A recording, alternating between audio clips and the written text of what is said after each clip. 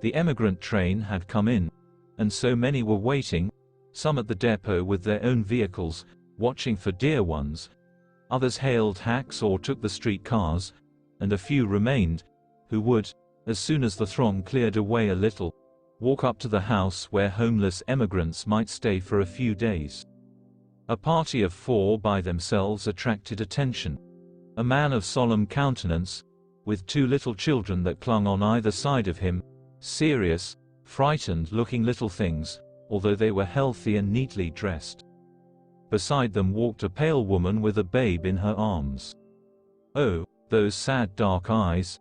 The group, followed by a few others, moved into the large yard, and when they entered the house, sobs and moans and the cries of little children broke forth.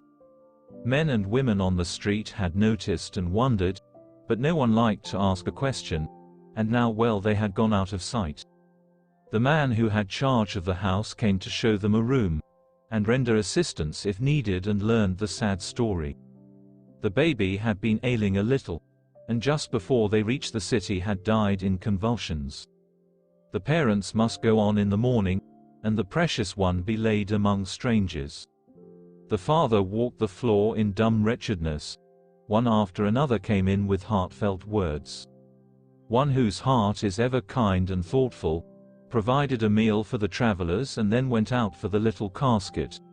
His wife came in and saw that dainty clothes were in readiness, and the husband assumed the expense of the occasion, saying it was little enough he could do, for his own heart had known the loss of his first child only a short time before.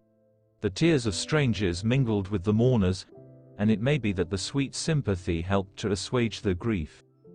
A young girl came in and looked on, but what was there for her to do? A sudden thought. She went out and in a few moments returned with a handful of flowers and laid them upon the casket. The poor mother took one from the rest and laid it in her pocketbook. Brief services were held, and in a few moments the little casket was carried out, the family entered a carriage, and then the few who had gathered around dispersed to their own homes. The little saint had reached his journey's end, the Zion of his parents' hopes, and now endeared to them, by that little mound, their link between earth and heaven. In early times, before the railroad was made, many yielded to the fatigues of travel by wagon. I knew of a young girl whose lover set out for Zion, having not means sufficient for both, but intending to earn money and send back for her.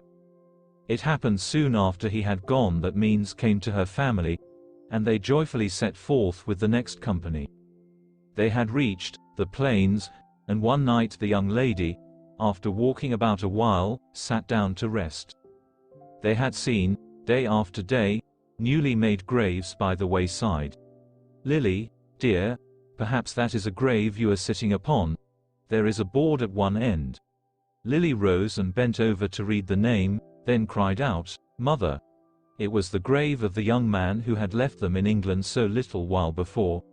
This was Lily's first trial in coming to Zion, and the journey from that day must have been a sorrowful one. There was an old man so poor that he was obliged to go into an institution for the poor. The officers granted him the privilege of coming out on Sunday to attend his house of worship, and knew he was a Latter-day Saint too. This was perhaps his only solace, but he kept praying that God would bring him out of that prison life and to Zion. The matter was spoken of in meeting, and word reached Salt Lake City, where an old friend of his had lately come. Very soon it was written to a friend there that the money was forwarded to pay his passage here. On Sunday he was asked after meeting if he could make ready in 3 days to go to Utah. He was overjoyed, and the release from the house was obtained next day. With his possessions all tied up in one red cotton handkerchief, he left the prison-like walls and went among old acquaintances, bidding them a glad goodbye. It so happened that some of these found themselves able to add a few gifts and comforts for the journey, which you may be sure he appreciated.